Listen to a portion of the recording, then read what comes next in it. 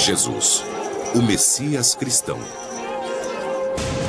Um de seus discípulos sempre foi considerado culpado por sua morte.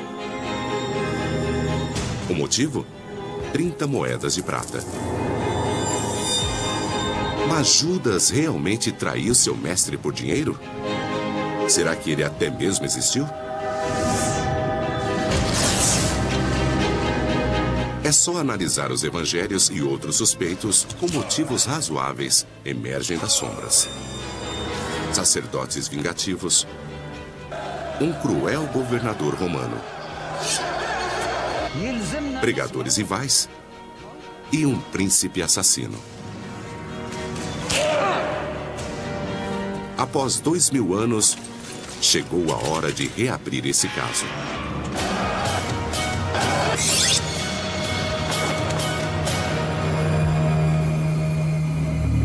Jesus, as últimas 24 horas.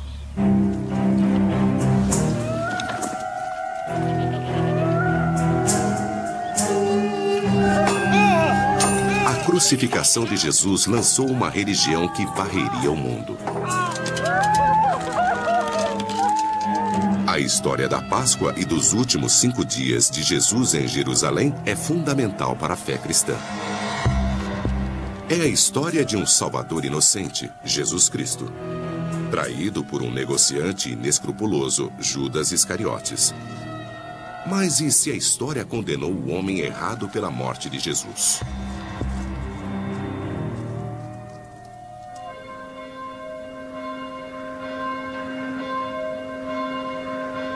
Jerusalém, a cena do crime.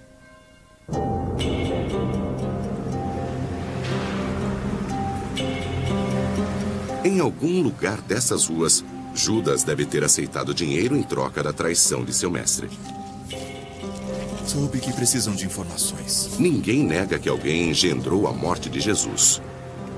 Mas estudiosos da Bíblia do mundo todo entram em discordância quanto à culpa de Judas. Acho que ao analisar uma figura como Judas, devemos nos perguntar se existe algum tipo de base histórica em relação a ele. É triste ver que a história cristã colocou cada vez mais culpa sobre Judas, e isso é fato. Aprendemos que Judas Iscariotes sai e faz uma barganha com o sacerdote dirigente. E eu acho que isso é muito histórico e faz todo o sentido. Uma equipe de historiadores e teólogos irão liderar uma investigação desse caso encerrado. Eles vão se debruçar sobre os 4 evangelhos do Novo Testamento e realizar exames forenses nas cenas icônicas da Semana Santa. Um dos maiores desafios para os estudiosos da história de Jesus é determinar por que Jesus morreu e quem foi o responsável. Eles irão comparar os evangelhos entre si e com fontes históricas. Minha tarefa é analisar todos esses dados e ignorar a teologia para encontrar evidências de história real. Eles vão traçar os perfis de cada suspeito. Alguns deles são surpreendentes, mas totalmente plausíveis. Pôncio Pilatos foi o responsável? A hierarquia judaica foi responsável? Judas Iscariotes foi o responsável? As massas foram as responsáveis? Quem foi responsável pela morte de Jesus? Este é um dos mistérios pelos quais os estudiosos tentam se enveredar. E não é de surpreender que estudiosos diferentes encontrem respostas diferentes.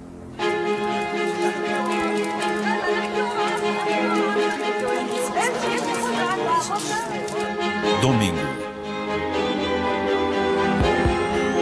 5 dias para a morte de Jesus. É a semana da Páscoa no ano 33 da era cristã. Do lado de fora dos portões de Jerusalém, Jesus chega com seu grupo de discípulos.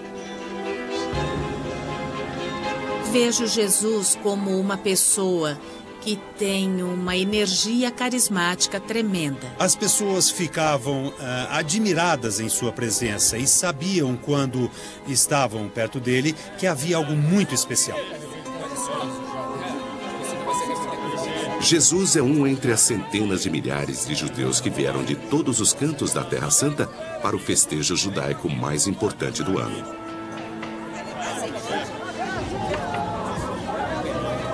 A A semana da Páscoa em Jerusalém devia ser uma grande loucura.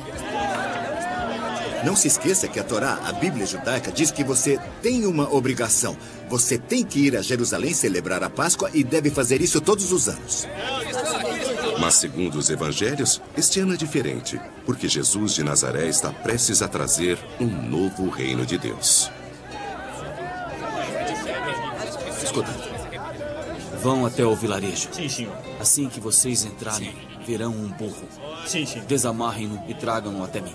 Entenderam? Tudo bem, vamos. Os evangelhos dizem que Jesus cumpre a profecia do Velho Testamento que, montado num burro, o Messias entraria triunfante em Jerusalém. Vamos receber o nosso Messias. Recebam bem o nosso Messias.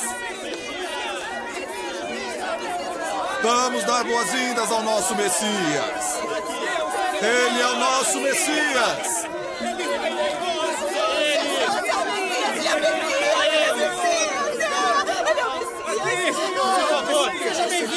Por 3 anos, ele tem pregado sua mensagem de igualdade nos vilarejos da Galileia, no norte agrícola.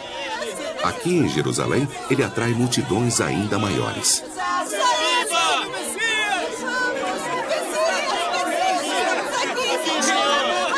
Claro que ele estava em contato com as necessidades do povo. E como ele mesmo tinha crescido na pobreza, num círculo de camponeses e tinha forte sensibilidade para o sofrimento do povo. Mas os 4 evangelhos revelam que existem vários homens que se sentem ameaçados por sua mensagem e por seu poder sobre o povo. Os suspeitos são os seguintes: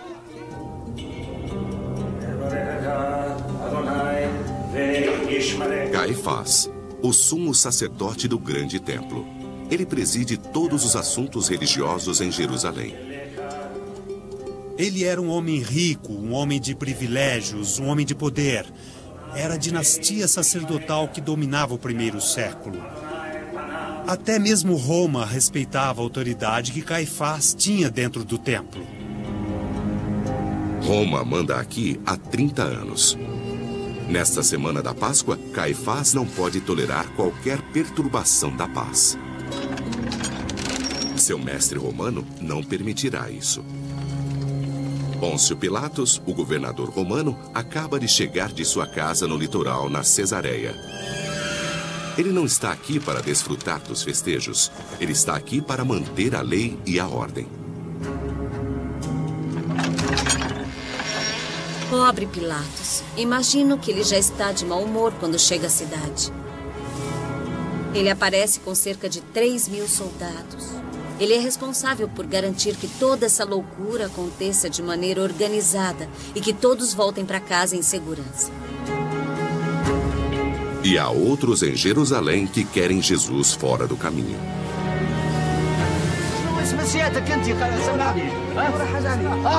Os fariseus, uma seita judaica ortodoxa que entrou em conflito com Jesus repetidas vezes durante esses 3 anos. Os pregadores fariseus acham que Jesus é liberal demais e popular demais. Sabemos que alguns dos fariseus, e o grupo é grande, alguns dos fariseus estão importunando Jesus, estão tentando enganá-lo. Provavelmente eles sentem inveja, esse homem tem seguidores. Mas mesmo alguns dos próprios seguidores de Jesus podem ter se cansado de seus ensinamentos pacifistas. Vários judeus de Jerusalém querem se rebelar contra os romanos que ocupam sua cidade. E, finalmente, Herodes Antipas, filho do rei Herodes o Grande. Antipas, governante da Galileia, vem caçando Jesus há meses. Suspeito que Antipas tenha tido seus próprios interesses em mente e queria apenas garantir que Jesus sumisse de maneira apropriada. Conforme a semana se desenrola, cada um dos inimigos de Jesus vai mostrar seu rosto. Segunda-feira. 4 dias para a morte de Jesus. Jesus vai diretamente ao grande templo de Jerusalém. Os historiadores dizem que compreender o que aconteceu aqui é a chave para descobrir quem entregou Jesus. Mestre, veja. As atitudes dele, nesse dia, farão seus inimigos saírem das sombras. Vamos. Para Jesus, o templo deve ser uma casa de Deus. Mas os evangelhos dizem que era dominado por um clã de sacerdotes vigaristas e repleto de trapaceiros e charlatães.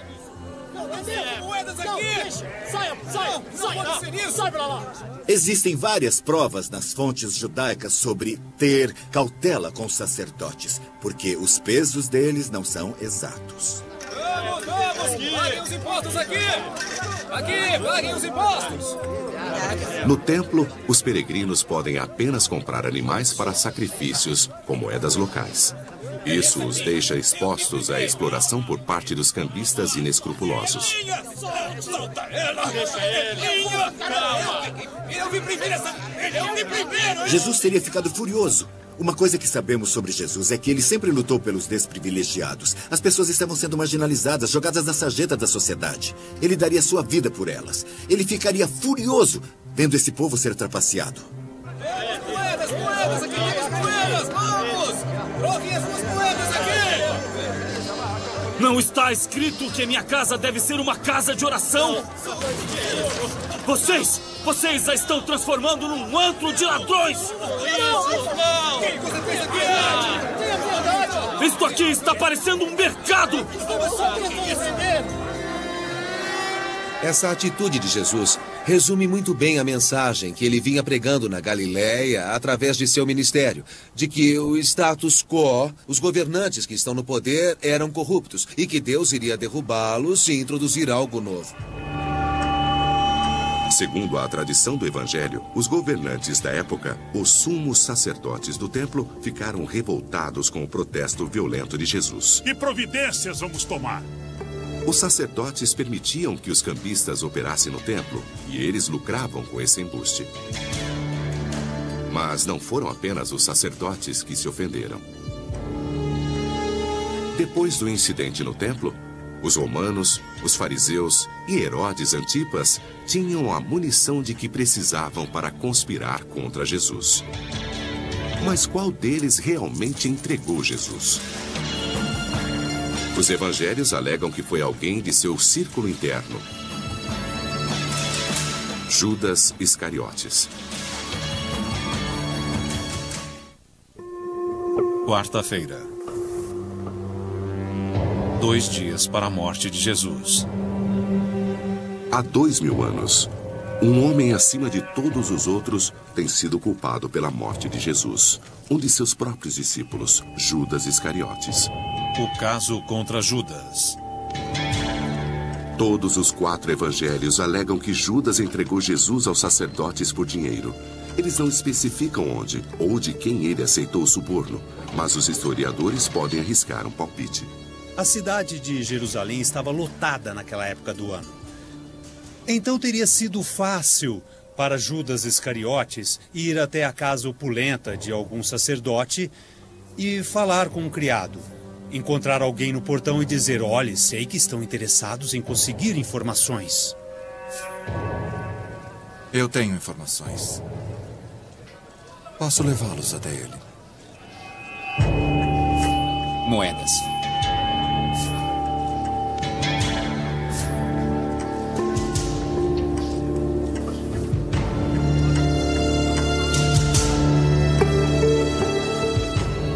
Segundo o Evangelho, um dia depois de Judas aceitar o dinheiro, Jesus e seus discípulos se reuniram para a ceia da Páscoa.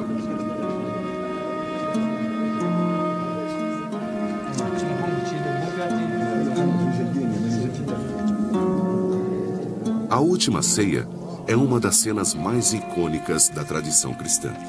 Aqui, Jesus previu a traição de Judas.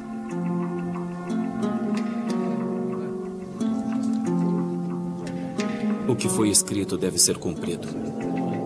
Aquele que divide o pão comigo vai se virar contra mim.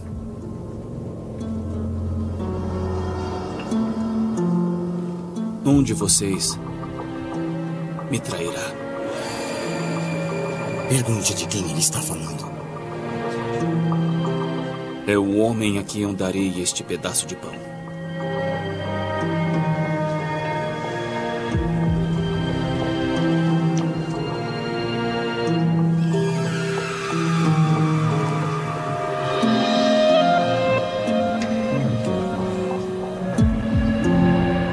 Evangelho de João, Judas se embrenha na escuridão para revelar aos sacerdotes onde Jesus poderá ser encontrado mais tarde, naquela mesma noite. Vá. Faça o que deve fazer. E faça rápido. Qual foi o motivo de Judas? Acho que ele era ganancioso. Acho que ele sentia amor pelo dinheiro. Acho que no fim ele se deixou dominar por um espírito do mal. Pode ter sido o desejo de Deus, algum tipo de providência. Talvez tudo tenha feito parte de um plano maior. É esse tipo de atitude que se vê nos evangelhos, na tentativa de aceitar um fato tão embaraçoso, que um dos 12 traiu Jesus. Mais tarde, naquela noite, no jardim Getsemane, nos arredores das muralhas da cidade, a profecia de Jesus se cumpre. O Senhor é capaz de tudo. Que este cálice seja afastado de mim, ó Pai. Pai, o Senhor é capaz de tudo, se quiser. Afaste esse cálice de mim.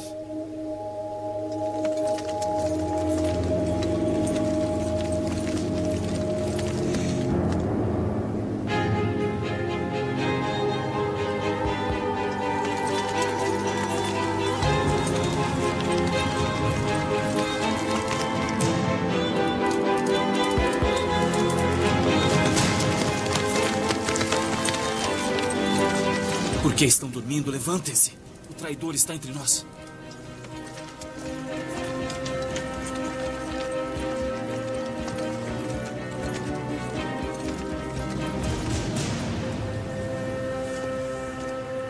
Mestre. Amigo. Faça o que você veio fazer. Judas identifica Jesus para um grupo de guardas do templo enviados pelos sacerdotes para prendê-lo. Você traiu o Filho do Homem com um beijo. Mas Judas realmente traiu Jesus? Alguns historiadores apontam grandes falhas no caso contra Judas. A primeira surge no Evangelho de João, que afirma que Judas era o tesoureiro do grupo.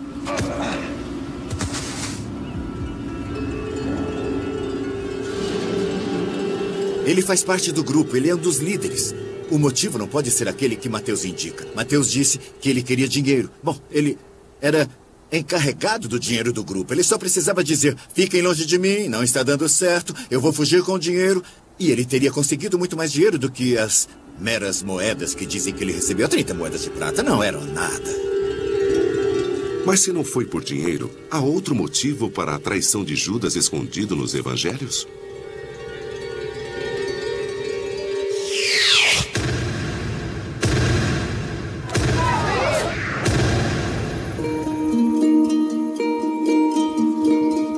Dias antes, a caminho de Jerusalém, Jesus fez uma promessa a Judas e aos outros discípulos. Eles, seus 12 escolhidos, governariam junto dele todo o novo reino de Deus na terra. Agora, preparem-se todos. Nós podemos imaginar que, conforme o tempo passava e não havia sinais de que esse reino chegaria, alguns deles devem ter sentido certa raiva, talvez, ou desapontamento. Portanto, não é de surpreender que pelo menos um dos 12 discípulos se decepcionasse e se virasse contra a causa.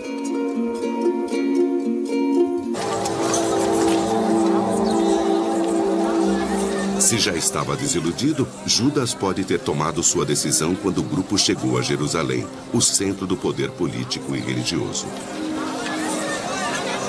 Historiadores concordam que Jerusalém estava repleta de rebeldes políticos, desesperados para se verem livres dos dominadores romanos. Era muito fácil uma revolta ser iniciada e que as massas se exaltassem com a presença de líderes que pudessem comandá-las contra os romanos. Nós vemos Jerusalém como se fosse um vulcão. Ele ferve e alguma coisa vai entrar em erupção. Até os tradicionalistas acreditam que isso pode ter inspirado Judas a agir.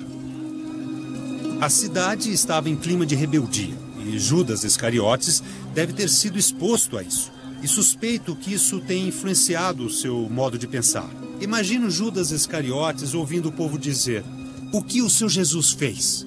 Ele curou muita gente, mas será que vai acabar com a dominação romana? Ele vai conseguir mudar as coisas em Israel para melhor? Vocês se estão transformando num manto de ladrões! Quando Jesus invadiu o templo, Judas esperava que essa violenta demonstração fosse se transformar em rebelião de grande escala. Shhh, agora não, não! Judas vê Jesus no templo e pensa, ei, é o meu herói, ele conseguiu. Qual é o problema, Jesus? O que está fazendo agora? Não é hora de rezar, é o momento de atacar. É o momento de ganhar a batalha. Não entende que vem dizendo todo esse tempo que vai combater Satanás, que vai trazer o reino de Deus? Jesus, vai lá! A frustração de Judas em relação a Jesus pode explicar sua visita secreta a um agente dos sumos sacerdotes para entregar seu mestre? Se você se deparasse com Judas, enquanto ele estava a caminho de se encontrar com o agente dos sumos sacerdotes e pudesse interceptá-lo e perguntar, Judas, como pode fazer isso? Como pode trair seu mestre? Acho que ele teria dito, eu o estou traindo? Foi ele que nos traiu. De qualquer forma, o Evangelho de Mateus atribui tamanho sentimento de culpa a Judas que ele se enforca. Mas será possível que os autores dos evangelhos tenham inventado não apenas o motivo para a traição de Judas, mas também o próprio Judas?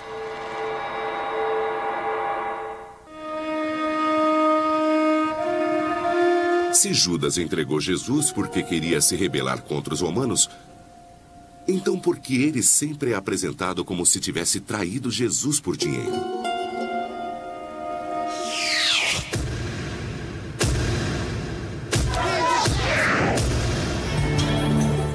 Quando os 4 evangelhos são analisados na ordem em que foram escritos, surge um padrão surpreendente.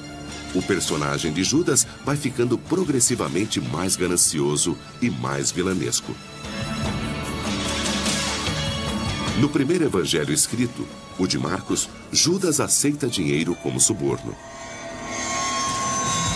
No segundo, o de Mateus, descreve-se a quantia exata, 30 moedas de prata. Mas no terceiro e no quarto evangelhos, os de Lucas e João, Judas não traz Jesus apenas por dinheiro. Judas traz Jesus por estar possuído pelo demônio. No evangelho de Lucas, Satanás já dominou Judas. E quando chegamos ao evangelho de João, Judas é a encarnação das forças da escuridão. Então, por que os evangelhos literalmente demonizam Judas? A resposta pode estar no momento e no lugar onde os evangelhos foram escritos. Roma, 64 depois de Cristo. Uma geração após a morte de Jesus, o cristianismo havia se espalhado pelo Mediterrâneo e chegado até Roma. Mas declarar-se abertamente cristão na capital do império poderia custar a vida.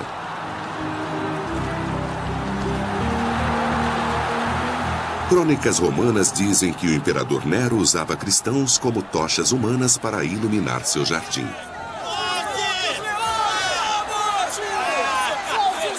Ele também inventou uma nova forma diabólica de entretenimento: alimentar leões com cristãos.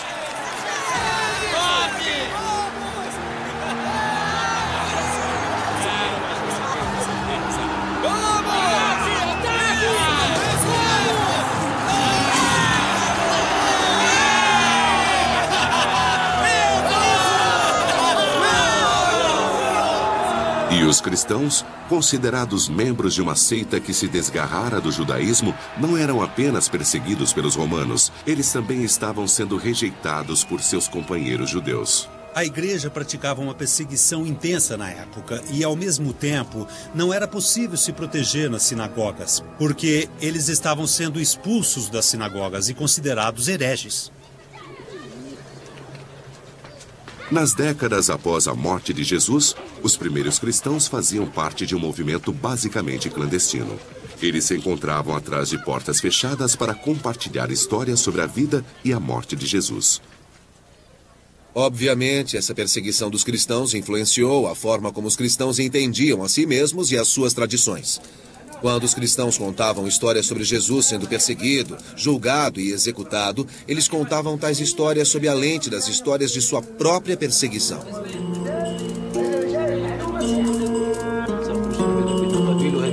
Mas todo o panorama político estava prestes a mudar radicalmente.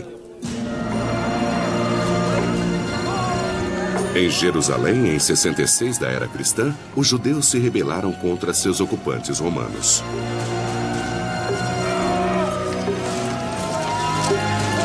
Em retaliação, centenas de milhares de judeus foram massacrados.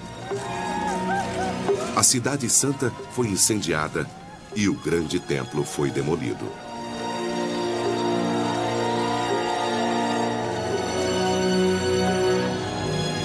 Aquilo foi como o 11 de setembro. Foi inacreditável. Era a única coisa que eles conheciam que duraria por toda a eternidade. E a destruição disso chocou todo o mundo.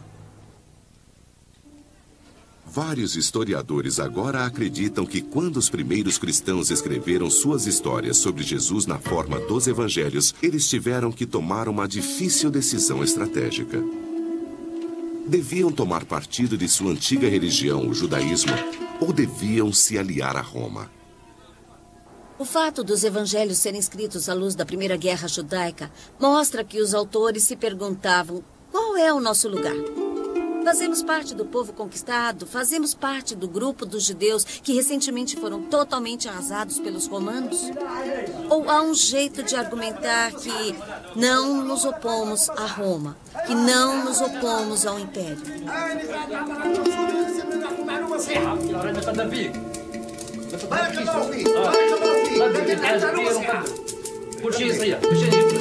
Se fosse politicamente eficaz para os autores do Evangelho uma aliança com Roma, uma forma de conseguir isso seria demonizando um importante personagem judeu na história de Jesus.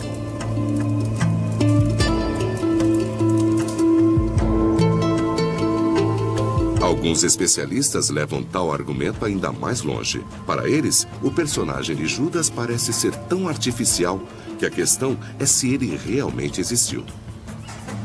Todos temos que confrontar a questão. Judas é uma criação da história literária? Bem, podemos argumentar que sim. É necessário ter um protagonista como Jesus e também um antagonista que seria Judas. Assim tem-se uma bela história. O fato de o nome de Judas ser Yehudá, ou judeu, é outra razão para nos perguntarmos se ele é, na verdade, um símbolo do mal, não uma pessoa que existiu. Mas nem todos os especialistas compartilham dessa visão. Quem é que vai inventar uma história sobre Jesus apontando um dos discípulos como traidor? Não tem como. Acho que Judas é um personagem real e tenho certeza de que ele foi retratado e mais tarde visto por várias gerações da maneira como é visto, porque ele é uma personificação do mal. Assim como Jesus é a personificação do bem supremo. Recebam o nosso Messias. Seja qual for a verdade histórica, a história de Judas tornou-se central na crença cristã. Mas se o papel de Judas foi distorcido ou até mesmo inventado pelos autores dos evangelhos para que eles se distanciassem dos judeus, então quem entregou Jesus? Terça-feira. 3 dias para a morte de Jesus. Se o principal suspeito por trás da morte de Jesus, Judas Iscariotes, foi um artifício literário, então a investigação de assassinato continua aberta. Se o reino de Deus chegar amanhã, vocês estão prontos? Havia outros suspeitos em Jerusalém naquela semana, com fortes motivos para desejar a morte de Jesus. Se vocês acordarem pela manhã... Há 2 dias, Jesus vem pregando em todos os cantos do templo. Aqui, ele vai cruzar armas com um velho inimigo, os fariseus. O caso contra os fariseus. Por 3 anos na Galileia, Jesus havia se enfurecido contra os fariseus, uma seita religiosa de extremistas judeus que seguiam rigidamente as tradições do Torá. Jesus acreditava que eles respeitavam a palavra, mas não o espírito da lei. Os fariseus queriam que o povo continuasse num certo estado de pureza o tempo todo, coisa que na verdade era apenas exigida no templo. E Jesus Ele discordava disso, ele não concordava que era preciso lavar as mãos o tempo todo, ele não concordava com as rígidas normas de Sabá, não era permitido colher nem um grão de trigo para comer. Ele devia ser o maior antagonista dos fariseus. Segundo o Evangelho de Marcos, a intenção dos fariseus era destruir Jesus, e eles planejaram uma armadilha para ele. Mestre, eu tenho uma pergunta. O senhor é um homem honesto. Nós sabemos disso. O senhor nos ensina apenas a lei de Deus. Então, minha pergunta é: devemos ou não pagar impostos ao imperador romano?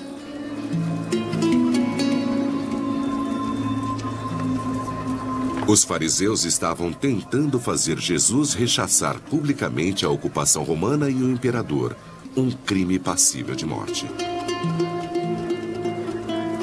Seus hipócritas. Por que estão tentando me enganar?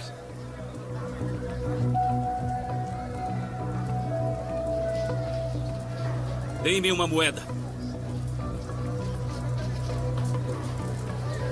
Uma moeda! Sim, deem-lhe uma moeda. Deem-me uma moeda.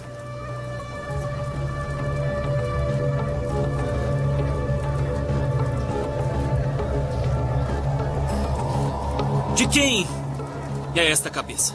De César. De quem é a cabeça? A inscrição? De César. Portanto, a César o que é de César, e a Deus o que é de Deus.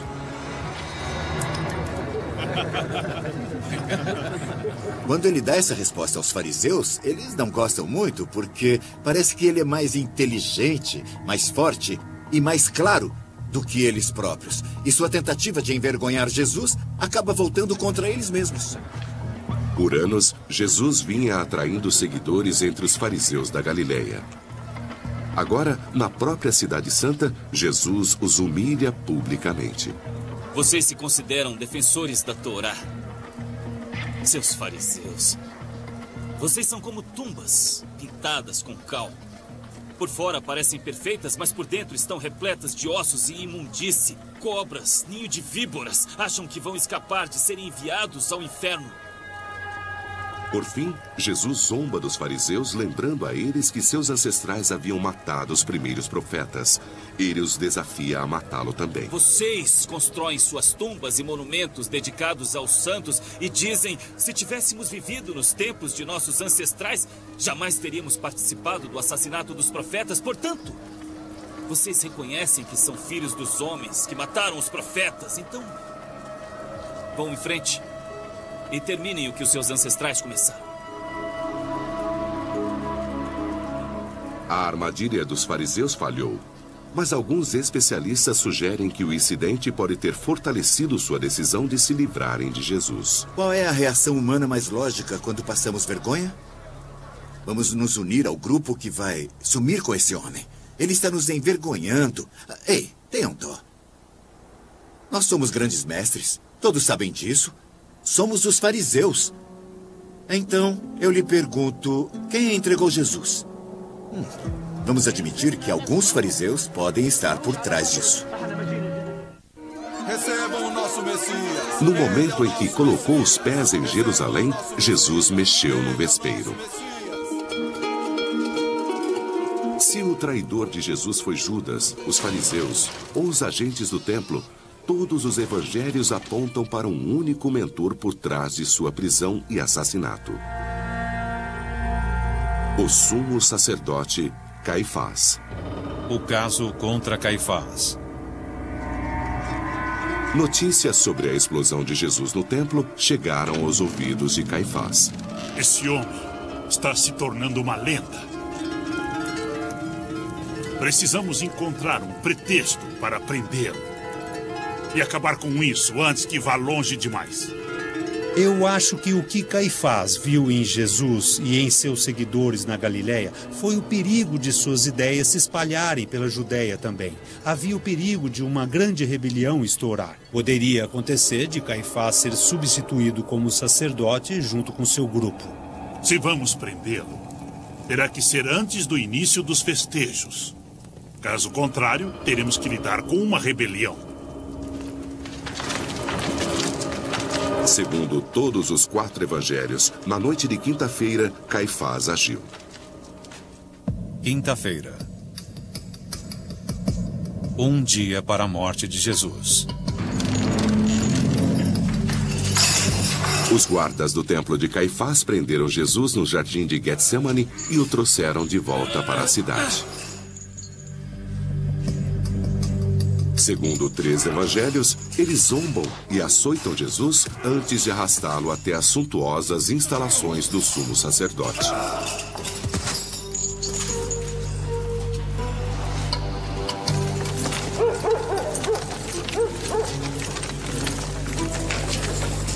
Aqui, Caifás o aguarda com os outros membros do Alto Conselho Judaico, o Sinédrio.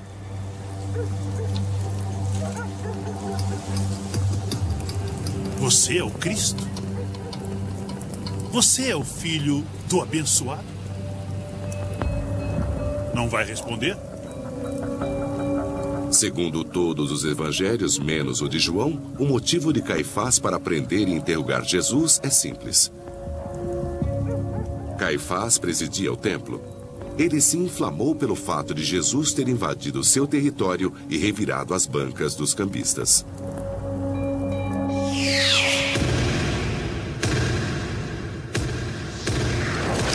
Não está escrito que minha casa deve ser uma casa de oração? O caso contra Caifás depende da credibilidade deste evento crucial no templo. A tradição cristã diz que as ações de Jesus foram tão dramáticas que ele limpou o templo da corrupção. Mas alguns especialistas analisam a estrutura física do lugar e duvidam que um homem possa ter causado tamanha comoção. O templo tem uma área enorme. Cabem aproximadamente 25 campos de futebol dentro desse templo. E com tantos peregrinos em Jerusalém para a Páscoa, o templo estaria lotado. Pense num aeroporto pouco antes da véspera do Natal. É dessa quantidade de gente que estamos falando. Se Jesus tivesse realmente feito isso dentro do templo, eu me pergunto, quantas pessoas teriam visto? Será que pessoas a 15 metros de distância teriam visto o que aconteceu? Quem poderia ter visto toda essa ação?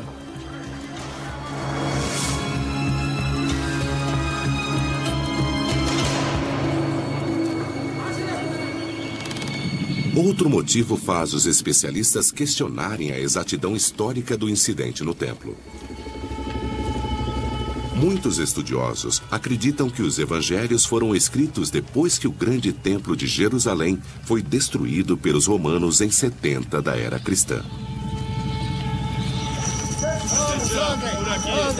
Alguns sugerem que o incidente no templo, descrito nos evangelhos, é uma metáfora para a destruição do templo, mais de 35 anos depois da morte de Jesus. É por aqui! Quando os cristãos eram judeus, que eu suponho ser o caso dos autores dos evangelhos, esse foi um acontecimento religioso realmente significativo. E uma das maneiras de afirmar isso é incluindo a destruição do templo em suas histórias sobre a morte de Jesus. A virada das mesas simboliza uma espécie de destruição, deixa a situação meio incerta e... O que os autores dos evangelhos estão tentando explicar é porque o templo foi destruído. Há uma última prova que sugere que a explosão de Jesus no templo não ter sido o motivo para Caifás mandar prendê-lo. No Evangelho de João, Jesus revira as bancas dos cambistas. Mas ele faz isso 3 anos antes, durante outra visita a Jerusalém. E não houve consequência alguma. Isto aqui está parecendo um mercado! Se o incidente no templo foi escrito para explicar um evento que ocorreu décadas mais tarde, vem a pergunta: será que isso aconteceu mesmo? E se não houve agitação no templo naquela semana, o motivo de Caifás para executar Jesus desaparece. Mas o caso contra Caifás, o sumo sacerdote, não está encerrado.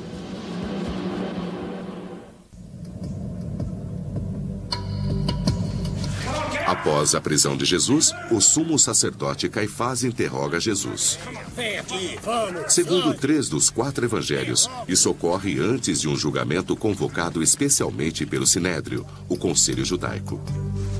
Mas em apenas um dos evangelhos, o de Marcos, Caifás recebe a exata resposta que queria de Jesus.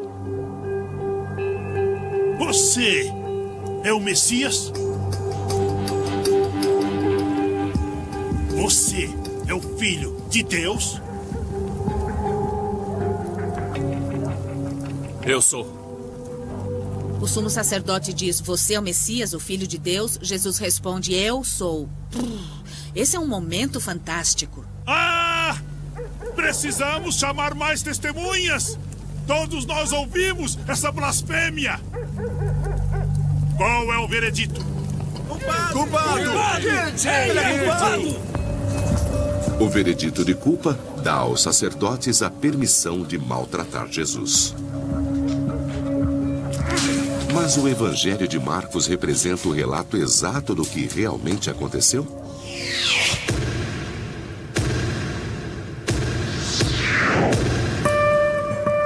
Em Marcos, Jesus incrimina a si mesmo. Você é o Filho de Deus? Eu sou. Mas em Lucas e Mateus, quando Caifás lhe faz a mesma pergunta, Jesus astuciosamente foge da armadilha. Você é o Filho de Deus? Você está dizendo que sou. Mais uma vez, colocando-se lado a lado às 4 versões do Evangelho para o julgamento, surge uma série de contradições. Em Marcos e Mateus, o julgamento acontece à noite. Mas em Lucas, ele ocorre durante o dia. Em Mateus e Marcos, testemunhas depõem contra Jesus. Mas em Lucas, não há testemunhas. Eu acho muito difícil confiar nos relatos do julgamento de Jesus perante o Sinédrio, porque nós não temos fontes confiáveis de informação. Jesus foi morto no dia seguinte, então não pôde contar a ninguém o que aconteceu. E eu não creio que as autoridades judaicas se colocaram à disposição de quaisquer pesquisadores cristãos. Com julgamento ou não, os poderes de Caifás como sumo sacerdote eram limitados. Historiadores da época, como Filo e Joséfo, revelam que apenas os romanos tinham poder para mandar executar um homem. Jesus, as últimas 24 horas.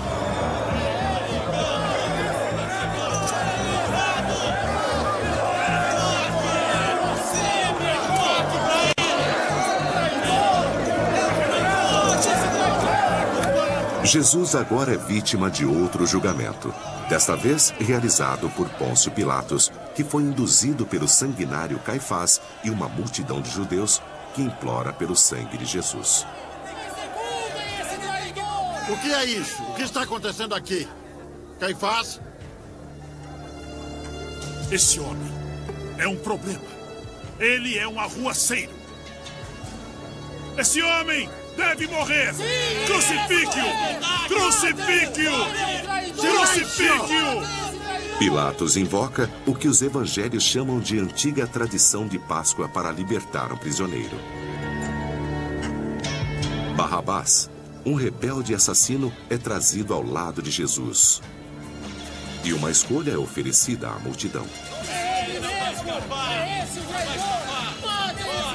Posso libertar um homem. Devo libertar este homem, um assassino e rebelde? Ou o seu rei dos judeus? Barrabás! Liberte Barrabás! Liberte Barrabás! Barrabás! E este homem? Crucifique-o! Crucifique-o! Caifás é retratado como um agitador da multidão. Mas a exemplo do que acontece com a descrição de Judas, há uma mudança significativa de um evangelho para outro.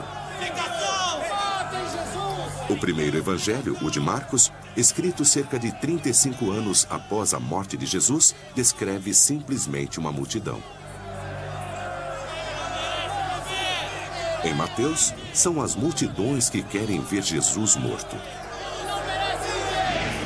Em Lucas, são as turbas. E em João, escrito cerca de 90 anos depois, é todo um povo. Todo um povo, que significa toda a nação de Israel. Como explicar essa progressão? Está bem claro, é para demonizar os judeus, para deixar claro que os judeus crucificaram Jesus e que, no fim das contas, Jesus não era judeu. No Evangelho de Mateus, a multidão de judeus já confessou sua culpa. De fato, eles a celebram. A multidão de judeus grita: o sangue de Deus é derramado por nós e nossos filhos. Então, a multidão de judeus assumindo a responsabilidade pela morte de Jesus, mas dizendo que a futura geração de judeus também será responsável pela morte dele. Estudiosos argumentam que o fato de todos os judeus terem aceitado essa responsabilidade no Evangelho de Mateus foi levado ao pé da letra pelos cristãos na Idade Média. Isso, obviamente, causou terríveis atos de antissemitismo ao longo dos séculos. Quando os cristãos subiram ao poder, eles puderam se aproveitar disso para dizer que os judeus tinham aceitado a culpa pela morte de Jesus, que eles eram assassinos de Cristo e que mereciam ser castigados. Se a história da paixão foi distorcida pelos autores dos evangelhos para incriminar os judeus, o papel histórico de Caifás também não teria sido distorcido? Se o julgamento pelos judeus foi inventado e a multidão diante de Pilatos exagerada, então talvez Caifás tampouco tenha sido o vilão sanguinário retratado no Novo Testamento. Eu rejeito totalmente a afirmação de Caifás querer que ele fosse crucificado.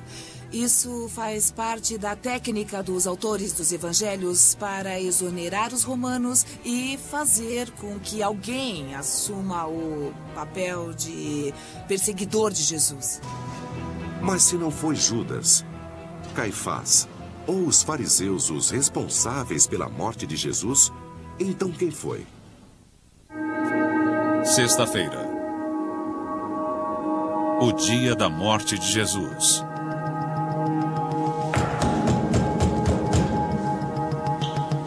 Amanhece no dia da paixão e Pôncio Pilatos é rudemente despertado. Se é verdade que os evangelhos injustamente marcaram Judas e Caifás como os principais conspiradores por trás da execução de Jesus, onde entra Pilatos, o governador romano? Ele é famoso por lavar as mãos da responsabilidade pela morte de Jesus. O caso contra Pilatos. O historiador do primeiro século, Joséfo, confirma que Pilatos determinou a sentença de Jesus. Mas será que Pilatos foi o culpado por trás de sua prisão e também por sua execução? Minha impressão de Pôncio Pilatos é que ele era o típico governador romano. Os governadores romanos eram cidadãos romanos das classes mais altas. Eles eram oficiais capazes que tinham o direito de controlar as províncias. Ele chega especialmente para a Páscoa. Um momento intrinsecamente político que celebra o nascimento de uma nação, que celebra uma libertação. Os ensinamentos de Jesus teriam sido particularmente vistos como provocativos para a época. Mesmo que não imaginemos que Jesus estivesse propondo qualquer revolta armada contra Roma, o simples fato de citar o reino durante a Páscoa teria sido particularmente agitador. É um feriado no qual Deus intervém em nome de Israel contra os opressores. Portanto, imagine se você for encarregado de manter a paz durante esses festejos.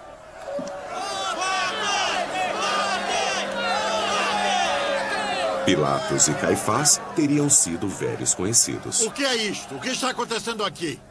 Caifás? O que é isso? Esse homem é um arruaceiro. Ele causa problemas aonde vai. Ele é uma ameaça à nossa nação. Então julguem-no por suas próprias leis.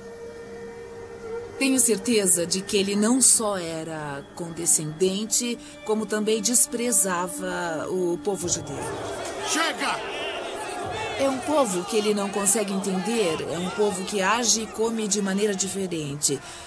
Mas, ao mesmo tempo, ele tem a sabedoria de qualquer governador, que sabe que para manter a ordem na sua região de domínio, ele não pode ser provocativo demais.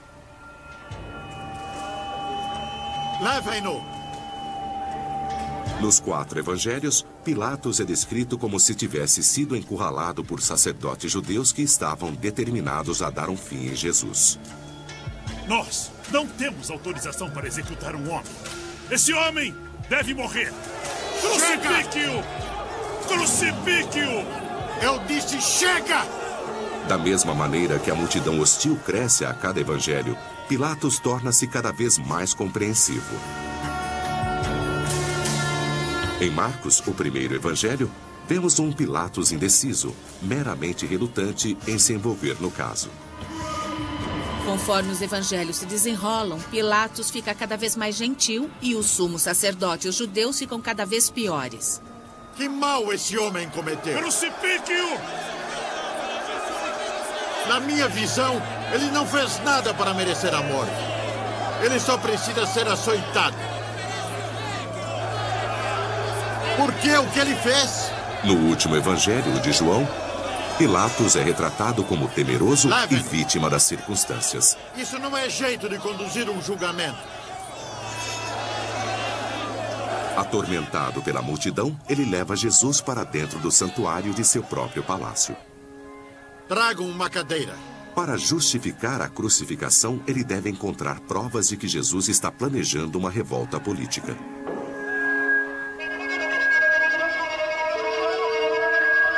O que você fez?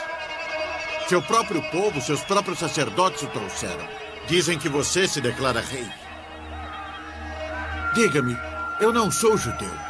Você é o rei deles? Você é o rei dos judeus? Meu reino não pertence a este mundo. Se pertencesse, meus seguidores estariam lutando por mim neste momento. Não há dúvida de que se Pilatos fez perguntas a ele, pode ter sido para verificar se esse homem era louco ou não, pois se fosse louco, não representava um problema real. Ou talvez para ver se ele realmente possuía intenções políticas, para ver se, no geral, esse homem representaria um risco caso fosse libertado. Não há caso contra ele. Em João, Pilatos diz à multidão 3 vezes que Jesus é inocente. E por 3 vezes, a multidão o contraria. Você deve crucificá-lo. Você entende que eu posso mandar crucificá-lo? Ou tenho autoridade para libertá-lo? Você não teria autoridade alguma sobre mim se Deus não a tivesse concedido. Parte da necessidade disso é para mostrar que Pôncio Pilatos é mais um lacaio do que um líder com autoridade. Ele está sendo convencido, não consegue se decidir. Pilatos hesita tanto nas escrituras cristãs para executar Jesus que no Evangelho de João, Jesus precisa cutucá-lo e dizer: prossiga com isso, você é menos culpado que o sumo sacerdote.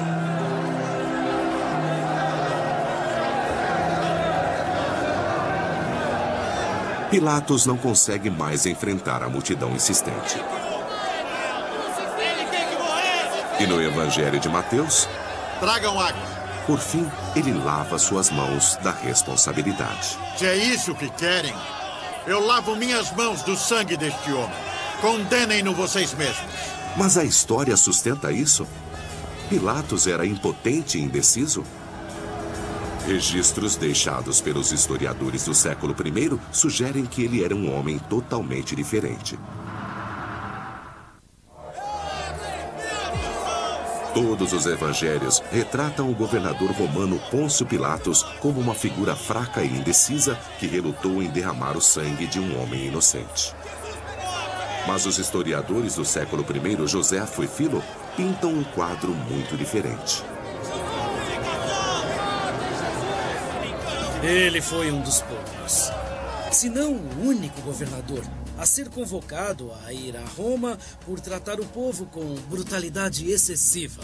Para quem está num regime colonial brutal, é significativo ser tão brutal que acaba sendo chamado de volta ao quartel-general. Os autores dos evangelhos cristãos os escreveram décadas após a morte de Jesus, quando Roma dominava as terras sagradas. Será que eles mascararam o personagem de Pôncio Pilatos para caírem nas graças dos romanos? Gostaríamos de conhecer a verdadeira posição de Pilatos.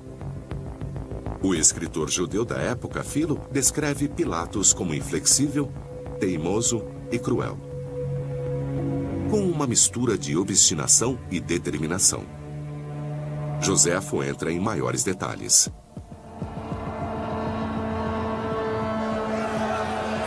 Alguns anos antes, ele reconta um terrível incidente que mostra que Pilatos era tudo menos fraco.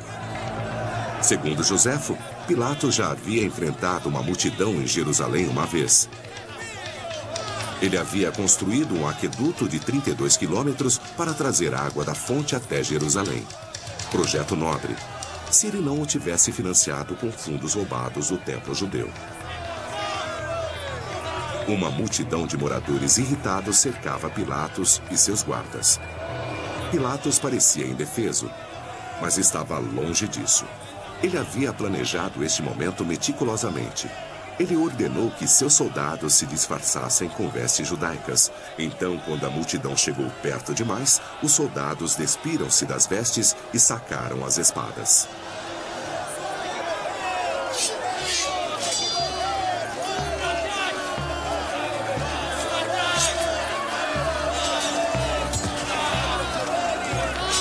Se pudermos acreditar nesse relato, então fica difícil imaginar o Pôncio Pilatos retratado nos evangelhos.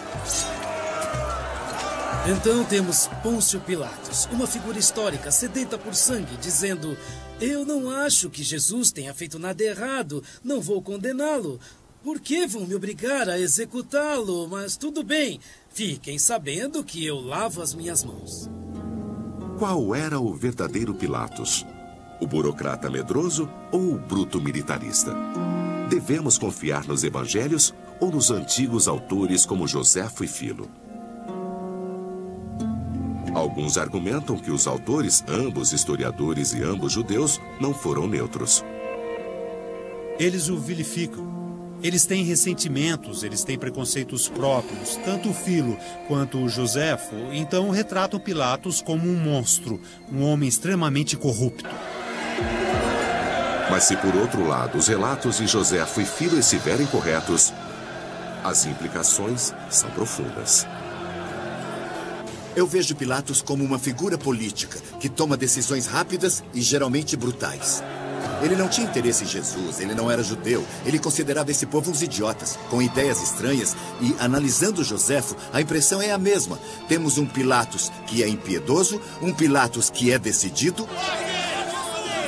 Portanto, a intenção de mascarar Pilatos não é histórica, mas sim uma tentativa de possibilitar que os evangelhos tenham êxito nos mundos grego e romano. Se Pôncio Pilatos era brutal e não medroso, isso dá uma definição totalmente diferente ao relacionamento entre Pilatos e Caifás. Sabe que não vou tolerar qualquer agitação. Eu sei. Estamos sabendo desse profeta Jesus. Ele vai causar problemas? Imagino Caifás dizendo: olhe, nós dois sabemos que Jesus não é uma pessoa politicamente perigosa. É tudo conversa. Às vezes palavras levam a ações. Sabemos que seus seguidores não andam armados. É verdade que ele tem entusiasmado um pouco as multidões. Se eu trouxer Jesus aqui, você promete não fazer mais nada? E Pilatos teria dito: você tem 15 minutos para trazê-lo até mim. Não tenho todo o tempo do mundo. Vamos dar um fim nisso agora mesmo.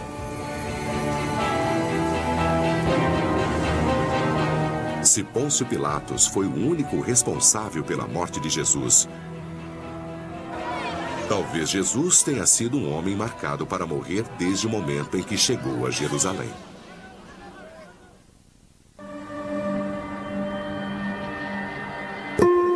Se os historiadores do século I estiverem certos e Pôncio Pilatos foi um governador perverso e impiedoso, ele poderia estar rastreando os passos de Jesus desde o momento em que entrou em Jerusalém no domingo de Ramos? Os especialistas estimam que Pilatos levou cerca de 3.000 soldados romanos para Jerusalém naquela semana. A função deles era ficar de olho nos encrenqueiros, e Jesus se encaixava muito bem nessa descrição. Claro que os romanos não falavam aramaico, mas se centenas de milhares de pessoas de repente espalhassem folhas de palmeira diante de uma pessoa montada num burro e dissessem que ele era o Messias, não seria preciso falar aramaico para saber que quando alguém fala Messias, está se referindo ao rei dos judeus.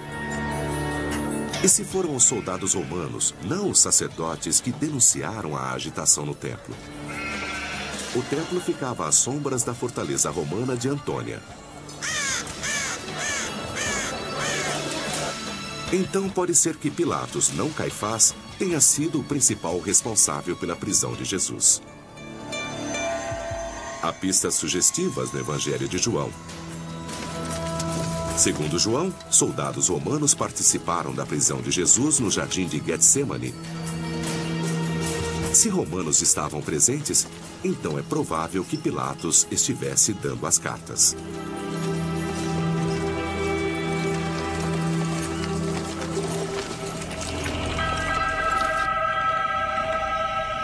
Pilatos pode até ter enviado Jesus ao palácio de Caifás por acreditar que se tratava de um problema fundamentalmente judeu que o sumo sacerdote conseguiria resolver. O Evangelho de João traz um relato muito diferente do encontro de Jesus com Caifás naquela noite. Em João, Jesus não é tão maltratado pelos guardas de Caifás como descrevem os outros evangelhos. Não há um julgamento formal perante o Sinédrio. Em vez disso, Jesus se encontra a sós com Caifás. Se Pilatos mandou prender Jesus e o enviou a Caifás por ser um problema essencialmente judeu, é possível que Caifás tenha tentado encontrar um jeito de liberar Jesus?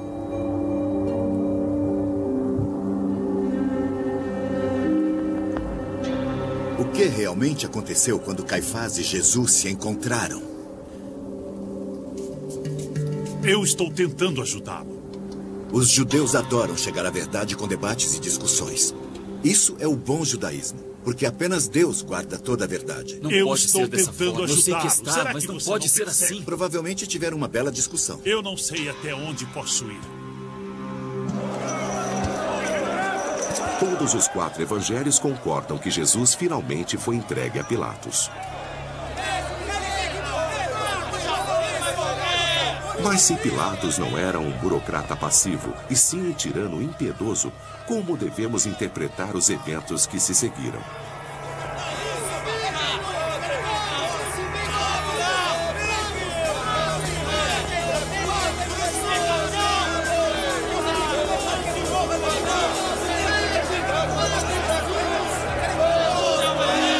Silêncio!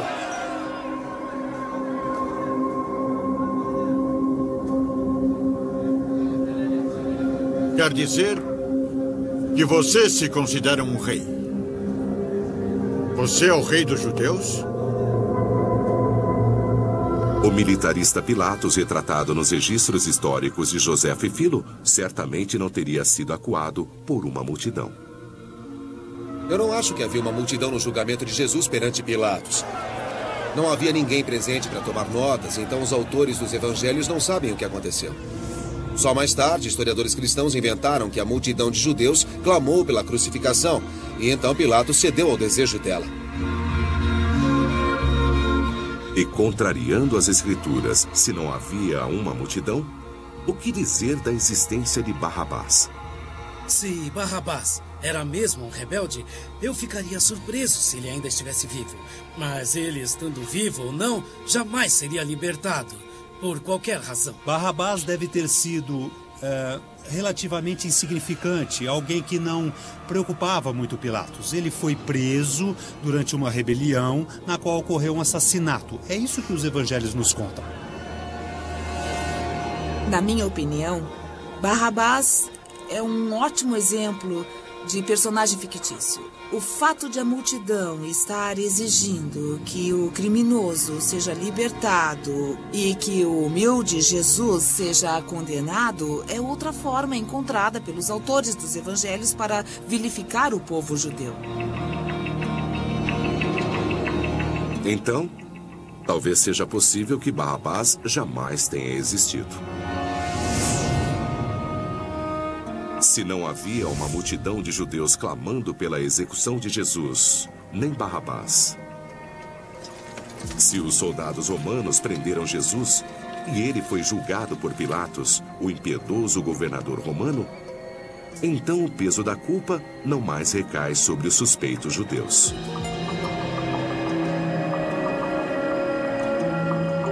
Mas se Pilatos de fato foi o único responsável pela prisão e execução de Jesus, levem. Qual foi o seu verdadeiro motivo? Será que ele queria apenas se livrar do arruaceiro? Ou será que fazia parte de uma conspiração maior?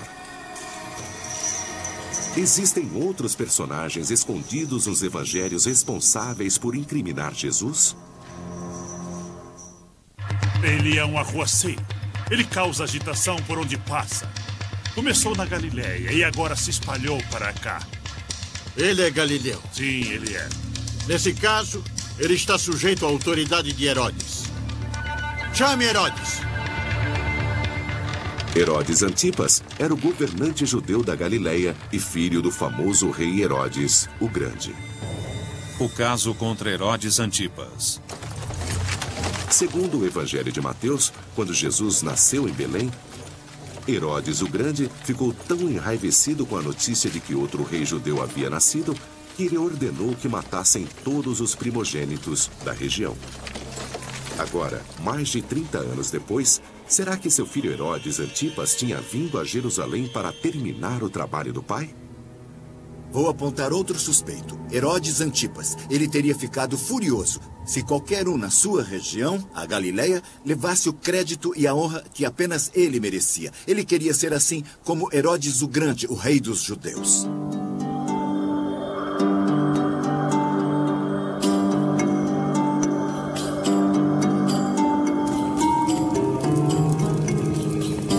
Herodes Antipas, embora fosse um príncipe judeu, reinava apenas segundo a lei dos romanos. Ele havia sido educado em Roma e parecia mais interessado em cair nas graças do imperador e satisfazer seus próprios prazeres do que em servir a seu povo.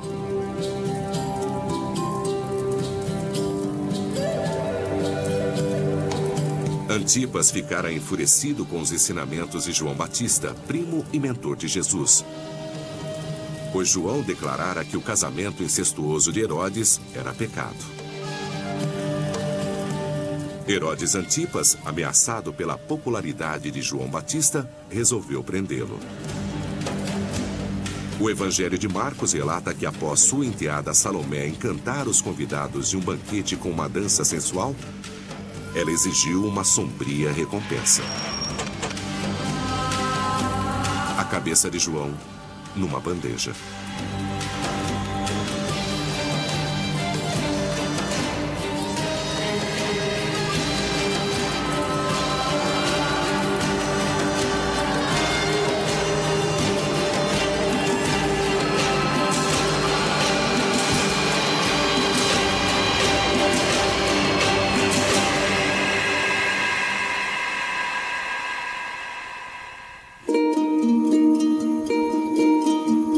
Marcos e Mateus escrevem que, quando Herodes Antipas ficou sabendo que outro pregador na Galileia se autodeclarava o Messias, seu medo foi que João Batista houvesse reencarnado. Acho que Herodes ficou apreensivo e preocupado com o fato de que o espírito de João havia retornado, mais poderoso do que nunca, e que operava em Jesus. Então eu acho que ele tinha motivos para se preocupar. Acho que Herodes Antipas teria adorado se livrar de qualquer um que lhe causasse algum problema, reunisse multidões ou não reconhecesse que ele próprio era o rei dos judeus. O Evangelho de Lucas diz que quando Jesus começou a reunir cada vez mais discípulos à sua volta, Herodes saiu ativamente em sua caça. E talvez ele tivesse não apenas razões políticas, mas também financeiras para mandar executá-lo. A missão de Jesus era salvar os proscritos e os pecadores, e os coletores de impostos corruptos eram seu principal alvo. O Evangelho de Lucas revela que um de seus 12 apóstolos, Mateus, era um coletor de impostos que Jesus convenceu a abandonar seu posto. E Jesus havia estimulado outros coletores de impostos a abandonar sua vida de corrupção, fato que teria enfurecido Herodes. O coletor de impostos cobrava o máximo possível para poder enriquecer, e boa parte do dinheiro ficava com Herodes. Herodes queria dinheiro. Então Herodes queria que o coletor fosse o mais falso e mais injusto possível para conseguir mais dinheiro. E Jesus queria justiça. Segundo Lucas, até os fariseus, a seita judaica que repetidas vezes havia confrontado Jesus, enviaram a ele um aviso de que Herodes queria vê-lo morto. Isso indica que não era uma ameaça vazia. Pode dizer a essa raposa que hoje e amanhã estarei ocupado expulsando demônios e curando doentes, mas que em breve seguirei meu caminho. De qualquer forma, é inconcebível que um profeta tenha seu encontro com a morte em qualquer lugar que não seja Jerusalém.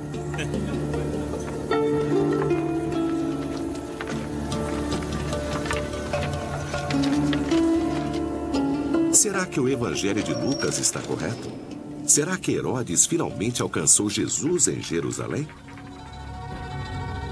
Eu acho que ele provavelmente queria se encontrar com Pilatos em Jerusalém para incentivá-lo a dar um fim em Jesus, porque isso seria perfeito para Herodes Antipas. Ele não precisaria mandar executar um pregador e curandeiro tão popular. Podia deixar isso com os romanos. O Evangelho de Lucas é o único que diz que Jesus não passou por 2 julgamentos, mas 3. Mas que prazer! Há muito tempo eu queria conhecê-lo. Mostre-me um milagre. Eu gostaria tanto de ver um milagre. Mostre-me um milagre. Só um pouco de magia.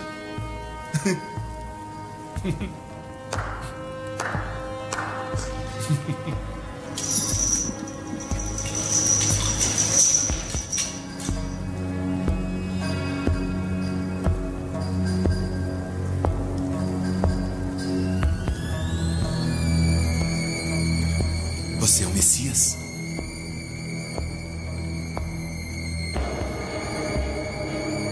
Você é o Filho de Deus?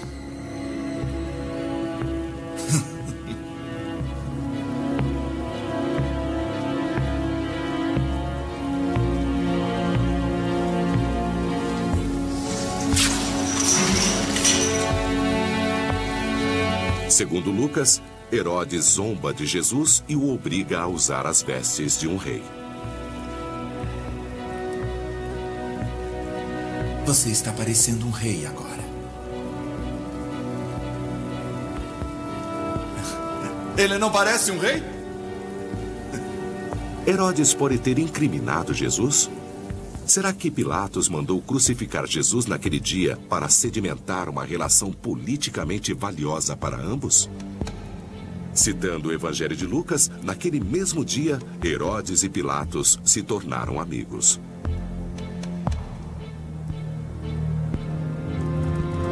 Há uma última evidência possível para esta teoria.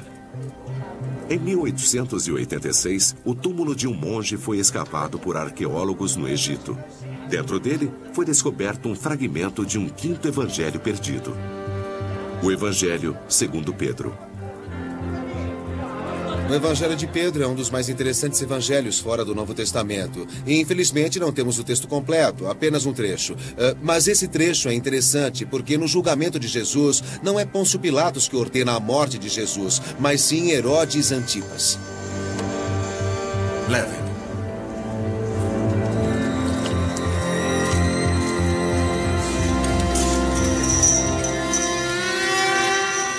Eu imagino que havia outra pessoa em Jerusalém, naquela época, que realmente tinha a intenção de acabar com esse movimento insignificante que havia começado com João Batista e continuado com Jesus. Graças a Deus, ele entrou na minha toca. Peguem-no. Qual é o problema, pessoal? Esse é o Herodes Antipas que eu conheço.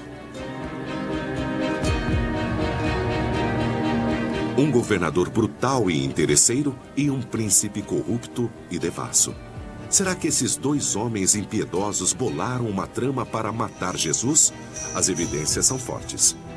Se essa for a verdadeira história, então os autores dos evangelhos, na sua tentativa de caírem nas graças de Roma, ergueram um véu sobre os verdadeiros acontecimentos daquele dia. Mas há outro personagem nos evangelhos que tinha um motivo totalmente diferente para ver Jesus sofrer e morrer. Será que os acontecimentos da Semana da Paixão fizeram parte de um plano divino, sendo o próprio Jesus o mentor de tudo?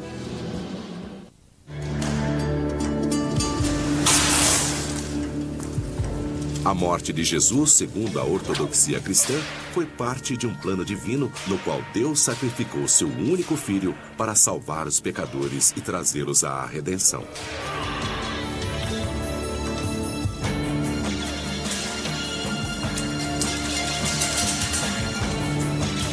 Mas e Jesus, o homem? Ele foi apenas um ator nesse drama? Ou, na verdade, foi o mentor de sua própria morte? O caso contra Jesus. Ao pensarmos nos possíveis responsáveis pela morte de Jesus, nós não devemos nos esquecer de que o principal ator em todas essas situações é o encarregado de todo o plano. Eu vou lhe perguntar uma coisa. Quem o povo diz que eu sou? Dizem que é o Messias. A caminho da Cidade Santa, Jesus revela a seus discípulos que vai morrer em Jerusalém. Eu vou passar por um grande sofrimento. Os anciãos, os sacerdotes, os doutores da lei vão me condenar. E todos vão me matar. Mestre, o senhor não vai morrer. Vocês não sabem. Pensam como homens, não como Deus. Há pistas de que, para Jesus, isso representava mais do que uma profecia. Será que o próprio Jesus estava controlando os acontecimentos? Há provas de que Jesus tomou providências para preparar as coisas. Ele tinha aliados, auxiliares. Então, eles o auxiliaram a conseguir o burro com o qual ele entra na cidade.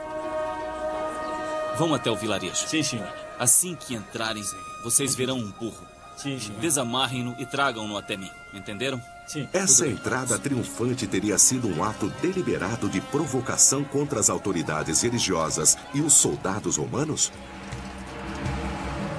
Não está escrito que a minha casa deve ser uma casa de oração? Se realmente aconteceu, o incidente no templo parecia elaborado perfeitamente para provocar. Isto aqui está parecendo um mercado! Assim como seus confrontos públicos com os fariseus. Vocês acham que podem escapar do inferno?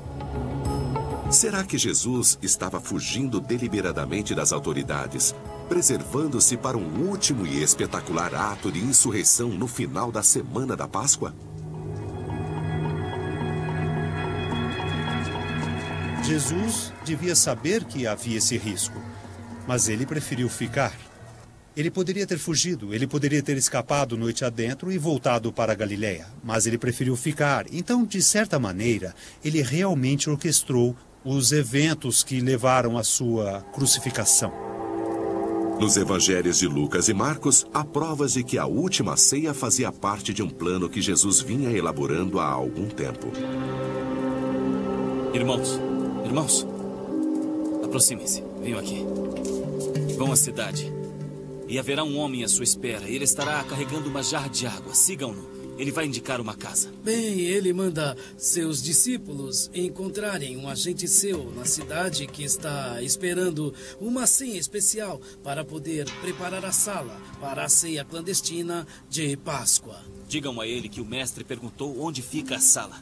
Ele vai lhes mostrar um quarto no andar de cima. Esperem por mim. Entenderam? Sim, senhor. Ótimo. Isso nos faz pensar que ele planejou tudo. É tudo uma estratégia. Se Jesus planejou a última ceia e todos os eventos da Semana da Paixão, como ele conseguiria engendrar um confronto final com as autoridades?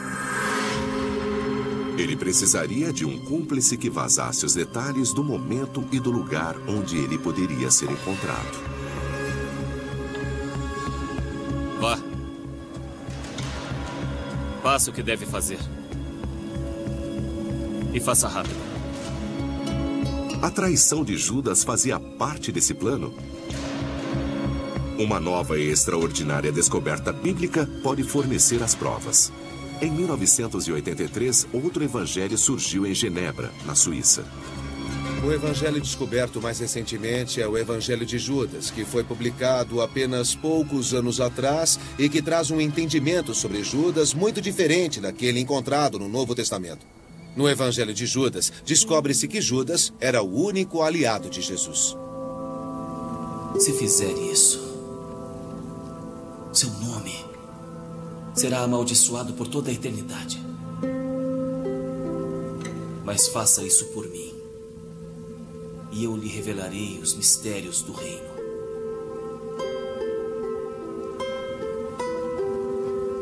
Não posso, mestre. Por favor. Não me obrigue a fazer isso. Eu também desejo que esse fardo seja retirado de mim.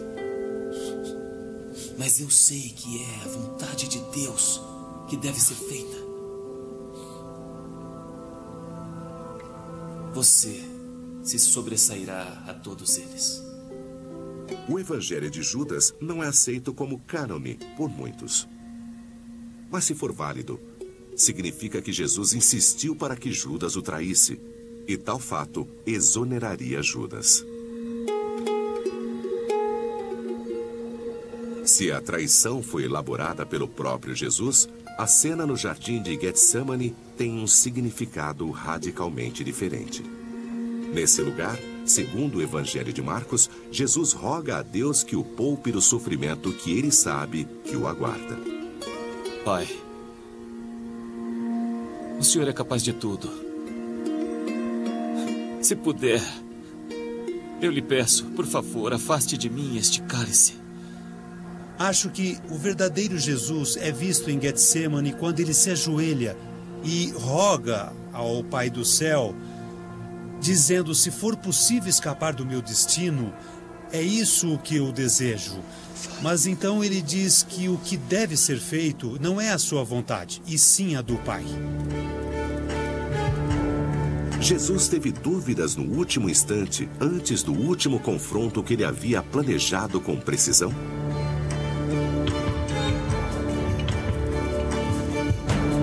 O jardim de Getsemane ficava numa montanha com vista para Jerusalém.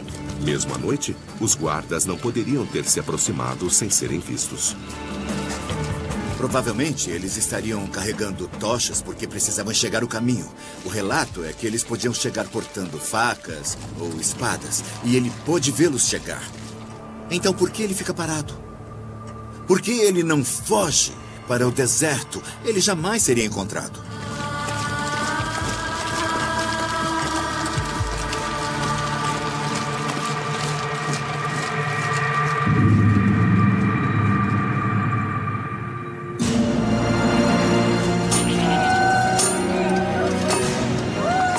Dias após sua chegada à cidade, Jesus é pregado na cruz no topo de um monte nos arredores de Jerusalém. Se ele havia planejado esse momento ou não, quando sua hora finalmente chega, Jesus sente os tormentos de um homem comum.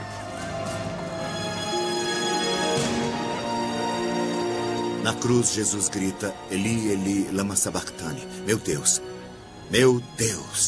por que me abandonaste? Acho que vemos o verdadeiro Jesus naquele momento, angustiado, não desejando verdadeiramente seu próprio sofrimento e morte, mas compreendendo que é assim que deve ser. E ele está disposto a aceitar. A crucificação de Jesus ainda é o símbolo mais poderoso da fé cristã. Mas quem realmente engendrou a morte de Jesus?